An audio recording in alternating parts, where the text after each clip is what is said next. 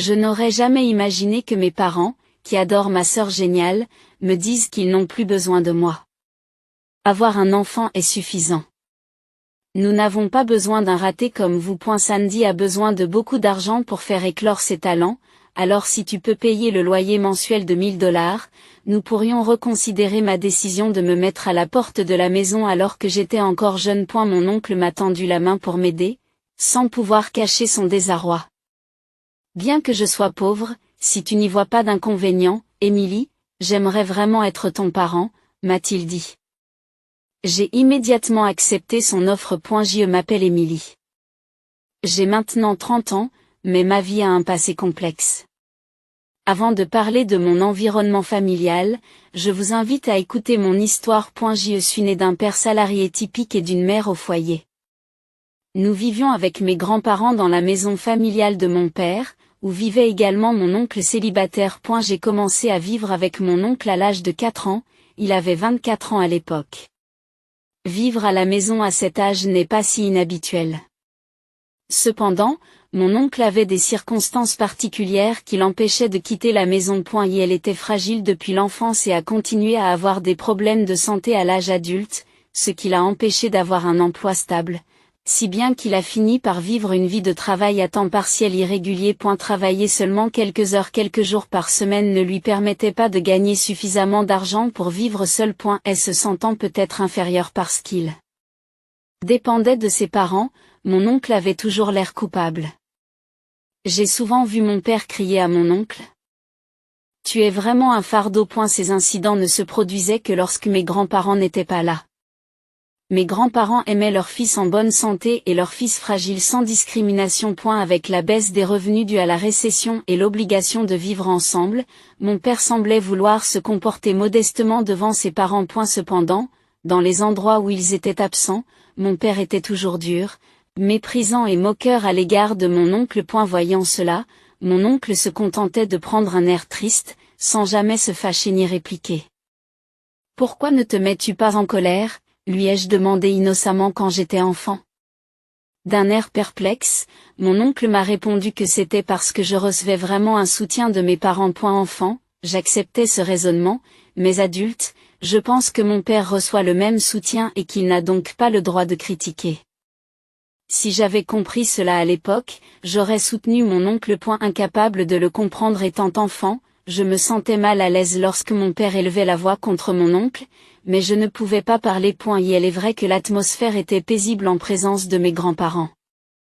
Sous leur surveillance, mon oncle souriait gentiment et mon père cachait ses émotions et se comportait en conséquence. Ma mère était trop occupée à s'occuper de ma jeune sœur et de moi pour prêter attention à la relation entre mon père et mon oncle. Enfant, je croyais que ces jours dureraient toujours. Cependant, notre vie quotidienne a changé de manière inattendue. Mes grands-parents sont morts dans un accident. J'avais 6 ans à l'époque. Ma sœur et moi avons pleuré amèrement, submergés par une profonde tristesse et une grande solitude. Je me souviens très bien que mon oncle versait lui aussi des larmes en silence. Mais ce que je ne peux pas oublier, c'est le rire de mon père. Oui, il riait. Malgré la mort de ses propres parents, il n'a jamais pleuré. Ni lorsque nous nous sommes précipités à l'hôpital, ni en préparant les funérailles. Ce n'est pas seulement qu'il était calme, il était clair pour moi, même lorsque j'étais enfant, que mon père n'était pas en deuil. Et cette conviction n'a fait que se renforcer. Le jour de l'enterrement, mon père riait en cachette, pensant que personne ne le regardait. À un moment donné, j'ai vu son visage et j'ai clairement saisi son expression. Ce n'était pas un rire né de la tristesse ou de la confusion, mais un sourire de joie authentique. Le genre de bonheur que j'ai reconnu en tant que fille. Mon père se réjouissait intérieurement de la mort de mes grands-parents. Elle envisageait probablement divers avantages financiers. Ce sourire était très désagréable et terrifiant pour l'enfant que j'étais, il m'a fait pleurer. Peut-être l'a-t-on interprété comme des larmes pour la mort de mes grands-parents. À ce moment-là, mon oncle a posé sa main sur mon épaule et l'a caressé d'un geste tendre. Mes yeux étaient rougis par les larmes, mais les yeux de mon oncle, bien que remplis de tristesse, me regardaient avec chaleur. Pourquoi en était-il ainsi? Bien qu'il soit frère de sang, mon père et mon oncle ont eu des réactions complètement différentes à la mort de nos parents. À cette époque, mes soupçons à l'égard de mon père se sont renforcés. Par la suite, le comportement de mon père a changé de manière significative. Son attitude envers mon oncle est devenue nettement plus froide et il disait des choses comme « Pourquoi devrais-je m'occuper d'un inutile comme toi ? Tu devrais être reconnaissant d'être autorisé à vivre ici », disait-il également. « Si tu ne peux même pas payer le loyer, je devrais prendre tout l'héritage », a-t-il déclaré. Je ne l'ai pas compris à l'époque, mais ces déclarations étaient clairement injustes. Légalement, l'héritage doit être divisé en parts égales entre les frères et sœurs.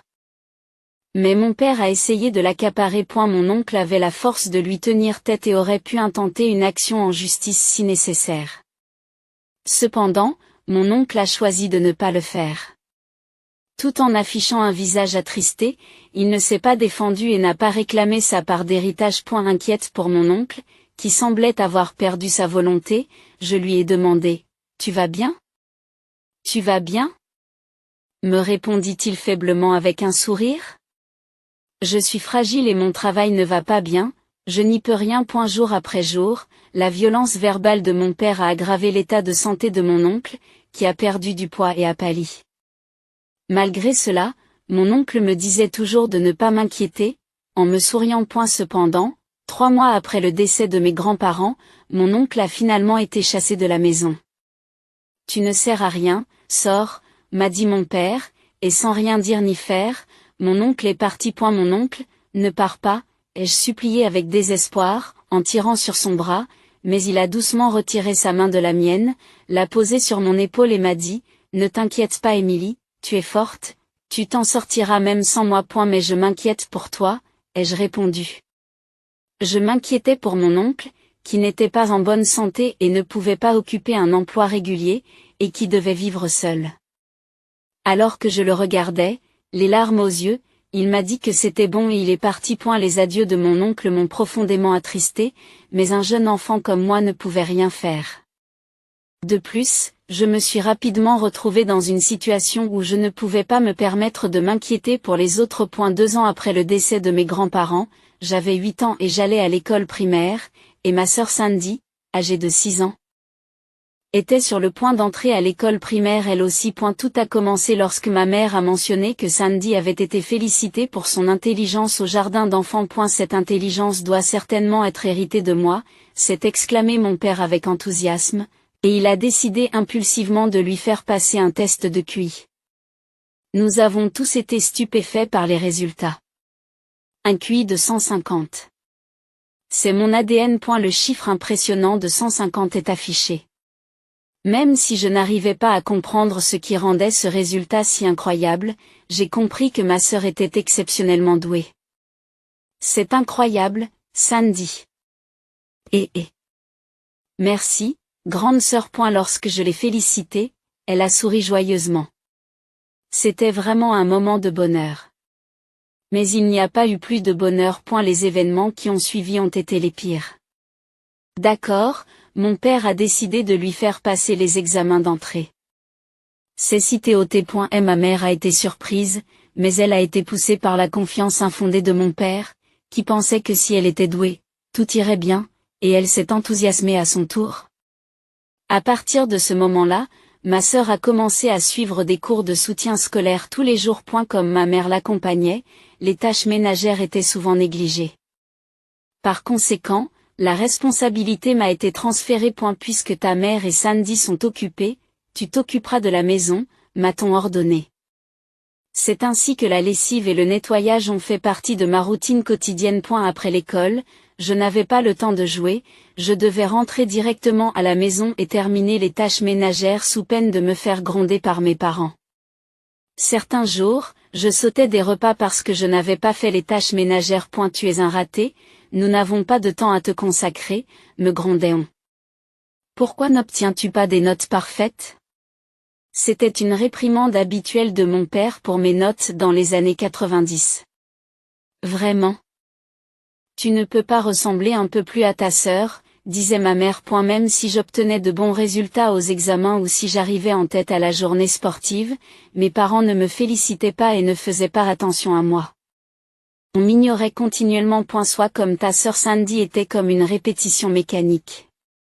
De plus, il ajoutait des mots condescendants tels que c'est impossible pour toi, mais Sandy est un génie. Tu n'es qu'un incompétent. Sandy avait en effet du talent et elle a fait des progrès remarquables en peu de temps au tutorat, réussissant rapidement les examens d'entrée. En conséquence, mes parents sont devenus encore plus froids à mon égard. Ils n'ont pas lésiné sur les moyens pour Sandy. Je n'ai pas pu obtenir de nouveaux vêtements et j'ai dû me contenter de ceux qui étaient devenus trop petits. Sandy a pu profiter de repas délicieux. J'avais les restes. Sandy était emmenée en voyage. Je devais rester à la maison et surveiller la maison. Mes parents ont clairement privilégié Sandy. Cet enfant a un avenir prometteur, elle assurera nos vieux jours, se vantait mon père. Devrions-nous en faire un médecin ou peut-être un avocat, ou encore un politicien? Nous avons vraiment de la chance d'avoir une fille aussi talentueuse, dit fièrement mon père. Mon existence est passée inaperçue aux yeux de mes parents et moi qui pleurais derrière Sandy, j'ai continué à passer inaperçu. Puis, lorsque j'ai eu 10 ans, mes parents ont fait une déclaration froide. Un enfant, c'est assez. Nous n'avons pas besoin d'un raté comme toi. Sandy a besoin de beaucoup d'argent pour faire éclore ses talents, alors si tu peux payer le loyer mensuel de $1000, nous pourrions reconsidérer la question, ont-ils DIT? J'y suis resté perplexe. Nous sommes en train de dire qu'un seul enfant, Sandy, est suffisant, a poursuivi mon père. C'est impossible. Qu'est-ce que je suis censé faire seul? Ai-je dit. Pourquoi ne pas essayer de contacter ton oncle pour l'instant? Nous te donnerons un peu d'argent de poche et tu te débrouilleras toute seule, m'ont-ils dit en me donnant un peu d'argent et en me faisant sortir de la maison.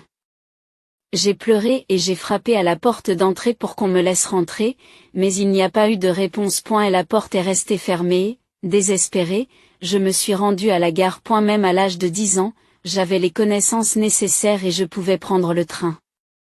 J'ai demandé mon chemin à des gens et je suis finalement arrivée à l'appartement où vivait mon oncle. Lorsque la sonnette a retenti, mon oncle est sorti en montrant le même visage aimable qu'à l'accoutumée. Il a eu l'air surpris mais m'a invité à entrer et lorsque j'ai expliqué la situation, mon oncle s'est mis en colère. Qu'est-ce qu'ils font? S'est exclamé mon oncle. Je n'étais pas grondé moi-même, mais j'étais tourmenté par la culpabilité d'avoir été expulsé. Ne sachant pas quoi faire, j'ai eu les larmes aux yeux. À ce moment-là, alors que je baissais les yeux, mon oncle posa doucement sa main sur ma tête. Cette main mémorable par sa taille et sa chaleur était pleine de compassion. Cela a dû être difficile, mais ne t'inquiète plus, m'a dit mon oncle. Mais que dois-je faire maintenant? Comme tu le vois, je suis sujet aux maladies et j'ai peu de revenus, donc je suis pauvre, a dit mon oncle avec un sourire ironique en me regardant. Bien que nous ayons vécu séparément pendant un certain temps, l'expression de mon oncle était devenue beaucoup plus forte qu'auparavant. Peut-être que la distance qui le séparait de mon père avait modifié ses sentiments. En me regardant droit dans les yeux, mon oncle me dit avec un sourire: je suis pauvre, mais si tu n'y vois pas d'inconvénient, j'aimerais vraiment devenir ton père ou ta mère. Ah, j'aimerais devenir ton père adoptif. Mais je ne suis pas très fiable. Avant qu'il ne finisse de parler, j'avais déjà sauté dans la large poitrine de mon oncle. Il était semblable à celui de mon père, mais pourtant totalement différent, et les échecs me donnaient un grand sentiment de sécurité. Tu n'as plus à t'inquiéter de rien. En entendant cela, j'ai pleuré de soulagement et mon oncle m'a doucement caressé le dos pour me réconforter. J'avais l'impression qu'il me traitait avec l'amour profond d'un vrai parent. Après cela, j'ai été élevée par mon oncle. Comme mon oncle était pauvre et souvent malade, la vie avec lui n'était pas simple. Cependant, il y avait toujours des sourires dans notre maison et les rires que j'avais oubliés lorsque je vivais avec mes parents revenaient en abondance avec mon oncle. C'était un foyer pauvre mais chaleureux. Mon oncle a continué à me donner un amour sans limite. Avec une profonde gratitude dans mon cœur, je vivais chaque jour pleinement. Chaque fois que je faisais un effort, mon oncle me félicitait. Même si les résultats n'étaient pas excellents, il appréciait l'effort lui-même. Encouragé par cela, je travaillais encore plus dur. Peu à peu, j'ai commencé à oublier mes parents qui ne m'avaient jamais félicité. J'ai grandi en bonne santé sous la tutelle de mon oncle et, avant même de m'en rendre compte, 20 ans se sont écoulés. Aujourd'hui, j'ai déjà 30 ans. Et maintenant, j'ai devant moi un visage familier. Papa, maman. Cela fait un moment qu'Émilie va bien, me dit mon père avec un sourire qui efface mes lointains souvenirs. Mes yeux dirigés vers mon père, qui a beaucoup vieilli et dont les cheveux se sont clairsemés, montrent une froideur non dissimulée. Et pour cause, c'est le genre de situation où l'on se demande ce que l'on veut maintenant. Sans se laisser perturber par mon regard glacial, mon père suggère, eh bien, laissons le passé derrière nous. Eh bien, laissons le passé au passé et entendons-nous en famille à partir de maintenant. Et ma réaction est prévisible. Quoi? Qu'est-ce que tu racontes? S'entendre en famille? C'est une blague. Les chiffres. Un raté a toujours une mauvaise attitude. Il n'y a rien à faire. Il est peut-être temps de vous rééduquer. Ça suffit. Rentrez chez vous, s'il vous plaît. J'ai fermement empêché mon père d'entrer dans l'appartement. C'est à ce moment-là que ma mère s'est mise à alimenter le conflit. Émilie, ne t'obstine pas et accepte notre aide. Tu ne peux certainement pas être heureuse de vivre dans un appartement aussi délabré, a déclaré ma mère. Tu n'as rien à voir avec ça. Partez, s'il vous plaît. Inutile d'être aussi hautaine. Allez, laissez-nous entrer. Non, rentrez chez vous. Laissez-nous entrer. Rentrez chez vous. Même s'ils ont vieilli, ils ont poussé avec plus de force que je ne l'aurais cru. C'est peut-être parce qu'ils étaient deux, ce qui m'a empêché de les repousser. Nous n'arrêtions pas de nous bousculer comme des enfants qui jouent à pousser et à bousculer. Mais j'ai réussi à rester calme jusqu'au moment où mon père a essayé de franchir le seuil. C'est à ce moment-là que je les ai repoussés avec force. Qui? Sous l'effet de la force, mes deux parents ont dégringolé sur le sol, atterrissant sur le dos. J'ai fini par me tenir au-dessus d'eux, en les regardant de haut. Hug, tu es vraiment ennuyeux. Qu'est-ce que tu viens de dire? Je suis occupée, alors tu peux partir? C'est quoi cette façon de parler? Comment peux-tu nous considérer comme tes parents? Je ne vous considère plus comme mes parents depuis le moment où vous m'avez jeté. Mais nous avons pris soin de toi jusqu'à tes 10 ans. Jusqu'à 10 ans, hein? S'il y a une période où je peux dire que je m'occupais vraiment de toi, c'est seulement quand mes grands-parents étaient là. Pourtant, tu as survécu, n'est-ce pas? Ça ne te donne pas le droit de te la jouer hautain et puissant. Alors qu'il luttait pour se lever en se tenant le dos, mes parents paraissaient beaucoup plus petits. Même s'ils ont une cinquantaine d'années. Ils ont déjà l'air d'en avoir 60 ou 70. C'est vous qui l'avez dit vous-même, n'est-ce pas, cette Sandy, c'était assez. Avec votre fille géniale, vous n'avez aucune raison de venir me voir maintenant. Eh bien, ce n'est plus si simple. À mes mots, mon père grimace et répond d'un ton irrité. Il est arrivé quelque chose à Sandy? Quoi? Elle s'est retrouvée dans le besoin ou quelque chose comme ça? Elle est devenue avocate. Alors, il n'y a pas de problème, n'est-ce pas? C'est incroyable, c'est exactement ce qu'on attend de quelqu'un qui a un QI de 150 points. Tout à fait, du moins c'est ce que nous pensions, jusqu'à ce qu'elle disparaisse soudainement. C'est assez surprenant. En écoutant plus attentivement, j'ai appris que Sandy avait obtenu son diplôme de droit, suivi des études supérieures, passé l'examen du barreau, bien qu'elle ne l'ait pas réussi du premier coup, elle a fini par l'obtenir et est devenue avocate à part entière après sa formation. Alors pourquoi aurait-elle disparu après tout cela? Elle a laissé un mot disant, je ne m'occuperai pas de toi non plus, puis elle s'est volatilisée. C'est une situation difficile. En résumé, elle vous a abandonné. Félicitations. Il n'y a rien à fêter. Cette enfant ingrate, après tout ce que nous avons fait pour l'élever, voilà comment elle nous remercie. Je suppose que c'est ce qui arrive quand l'amour véritable fait défaut. Si mes parents ont comblé ma sœur d'attention excessive, ils n'ont sans doute rien ressenti d'autre qu'un contrôle étouffant pour elle. Les parents qui modifient leur comportement en fonction d'un score de QI. Les parents qui accablent leurs enfants d'attentes irréalistes. Des parents qui déguisent leurs désirs égoïstes en affection. Il n'est pas étonnant que ma sœur en ait eu assez de cet environnement. En fait, l'entreprise a fait faillite. Compte tenu de l'époque, ce n'est pas surprenant. Nous avons à peine reçu une indemnité de licenciement et les allocations de chômage sont sur le point de s'épuiser. C'est une bonne nouvelle. Ce n'est pas génial du tout. Et elle est déjà difficile de trouver un nouvel emploi à notre âge. Ça a l'air dur. Leur frustration évidente m'a fait sourire avec désintérêt. C'est pourquoi nous voulons que vous preniez soin de nous. Cette demande soudaine m'a fait perdre mon sourire. Non. Qu'est-ce que tu as dit? Comment peux-tu abandonner tes parents comme ça? Le seul vrai parent que j'ai, c'est mon oncle, qui s'occupe de moi depuis que j'ai 10 ans. Ma réponse a laissé mon père sans voix. Tu savais que je vivais avec mon oncle quand tu es arrivé dans cet appartement, n'est-ce pas? Alors pourquoi vous étonnez-vous maintenant? Le considères-tu vraiment comme ton père? Mon oncle, qui m'a donné un amour sincère, est mon vrai père. Mes paroles, qui impliquaient que les parents qui ne montrent pas d'amour ne sont pas des parents, ont laissé mes parents avec des expressions stupéfaites. Même s'il était malade et faible, mon oncle travaillait dur pour me soutenir. Je voulais lui rendre l'appareil, alors j'ai travaillé dur moi aussi. Attends, ça veut dire que tu as un vrai travail, en quelque sorte. Alors que je haussais les épaules, mon père m'a soudain attrapé fermement par l'épaule. Lâche-moi. Alors, tu es en colère et un peu gêné aussi, n'est-ce pas? Écoute ce que je te dis, s'il te plaît. Pas besoin d'écouter. Je comprends tout.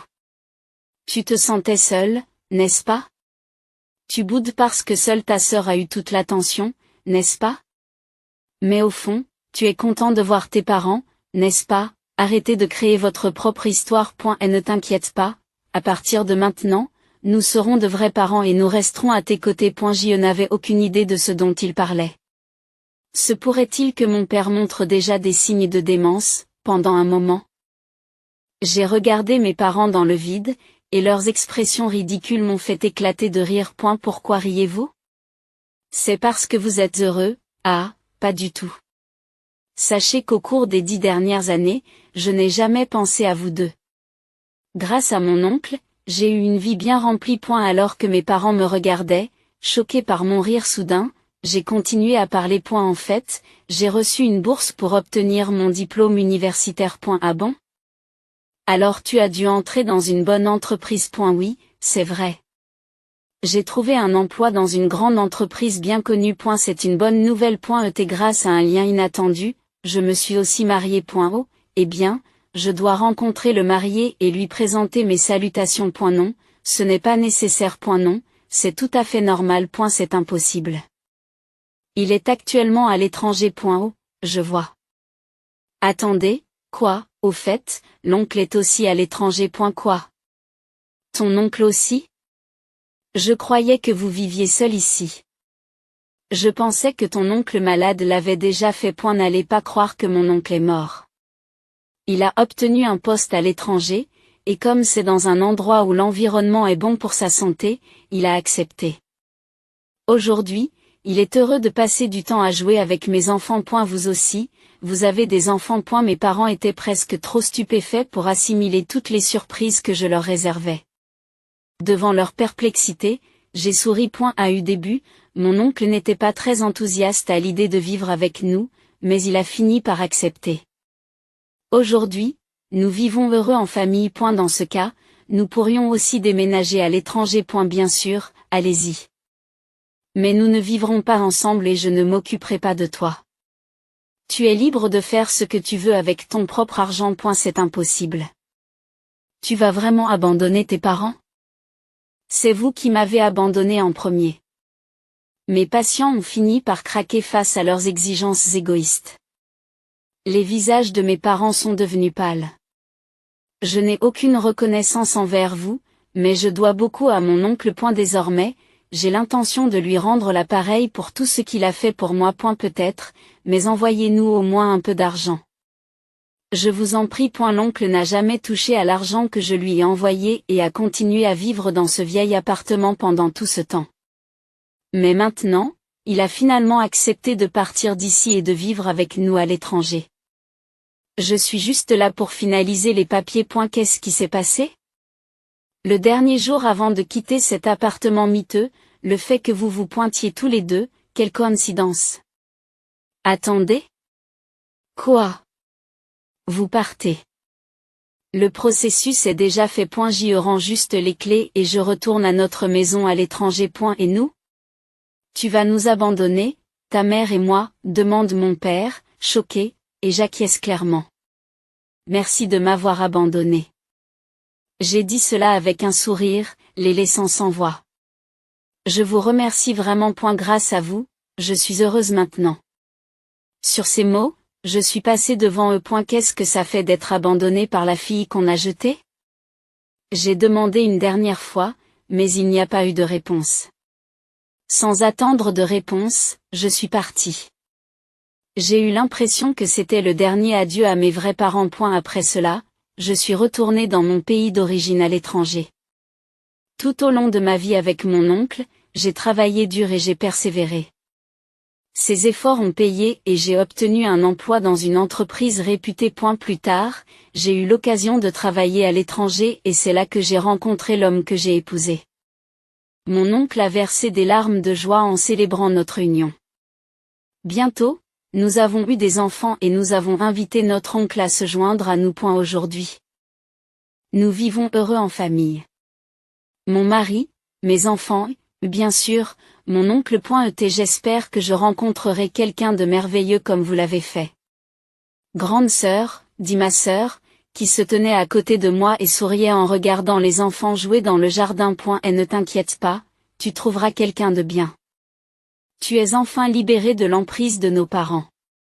Je la rassure en souriant. Cela dit, il faut vraiment que je m'habitue à ce nouveau travail, dit ma sœur. Pourquoi ne pas essayer d'obtenir une licence de droit dans ce pays, ai-je suggéré. Le métier d'avocat ne m'intéresse pas. J'en ai assez de faire ce que nos parents voulaient. Je veux faire un travail qui me plaise vraiment, a-t-elle répondu. Tu as raison, j'en conviens. Juste après que nos parents m'ont abandonné, une lettre de ma sœur est arrivée chez mon oncle. Elle y décrivait comment elle souffrait des attentes et de la pression excessive de nos parents. Après en avoir discuté avec mon oncle, nous nous sommes secrètement arrangés pour rencontrer ma sœur sur le chemin de l'école. Nous sommes restés en contact à l'insu de nos parents. Ma sœur voulait vivre avec nous, mais compte tenu de la situation financière de mon oncle, il lui était impossible de subvenir à nos besoins à tous les deux. Nos parents ne l'auraient jamais permis, et ma sœur a donc dû vivre avec eux jusqu'à ce qu'elle devienne adulte et qu'elle puisse planifier son évasion. Ce fut une épreuve difficile, mais elle l'a surmontée et a finalement gagné sa liberté. Alors que nos parents étaient distraits, célébrant son succès en tant qu'avocate, elle a déménagé et est devenue indépendante. Bien sûr, j'étais là pour l'aider. Bien qu'elle ait trouvé un emploi ici, elle a du mal à s'adapter à la nouvelle langue et au nouvel environnement, mais je suis sûre qu'elle s'en sortira. Et elle n'y a pas plus résiliente et travailleuse que ma sœur, qui a résisté à l'éducation stricte de nos parents. Et elle s'adaptera donc rapidement. D'un autre côté, même si je m'inquiétais pour mon oncle, il m'a dit qu'il avait l'intention de s'inscrire dans une école de langue, lui ai-je dit, et elle a hoché la tête en souriant. C'est très bien. Il n'est jamais trop tard pour apprendre. Sa santé s'est beaucoup améliorée, nous devrions donc profiter davantage de la vie maintenant. Tu as tout à fait raison. Nos parents se sont rapidement retrouvés à court d'argent après avoir égoïstement dilapidé l'héritage. Même s'ils ont continué à investir dans ma sœur, ils ont fini par perdre leur emploi. Lorsqu'ils ont vendu la maison, ils se sont retrouvés avec très peu d'argent, car celui-ci était lié à des prêts pour l'amélioration de l'habitat.